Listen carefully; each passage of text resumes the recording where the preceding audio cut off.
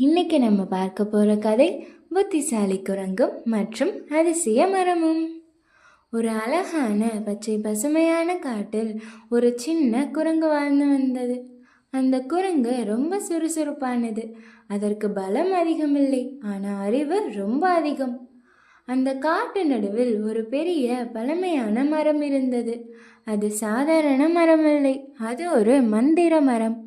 அந்த மரம் எல்லாவற்றையும் கவனமாக கேட்கும், நல்லவர்களுக்கு உதவும்.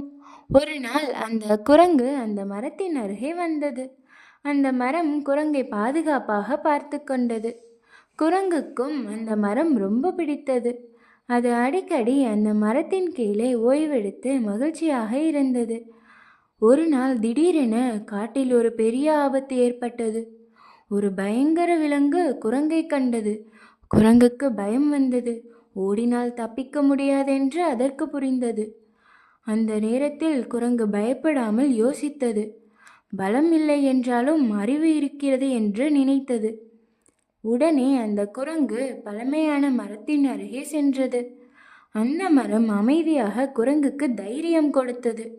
அறிவை பயன்படுத்தினாலும் பிரச்சனை தீரும் என்று அதனை நினைவூட்டியது. அதன் பிறகு குரங்கு புத்திசாலித்தனமாக நடந்தது. அதன் அறிவால் அந்த பெரிய ஆபத்தை சுலபமாக தவிர்த்தது. பலம் இல்லாத குரங்கின் அறிவுதான் அதன் பெரிய ஆயுதமாக இருந்தது. ஆபத்து போய்விட்டது. குரங்கு பாதுகாப்பாக இருந்தது.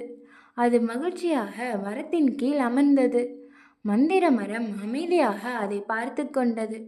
இந்த கதை நமக்கு ஒரு நல்ல பாடம் சொல்கிறது. அறிவு இருந்தால் எந்த பிரச்சனையும் நாம் தீர்க்க முடியும். பலம் இல்லை என்றாலும் புத்தி இருந்தால் நிச்சயம் வெற்றி கிடைக்கும்.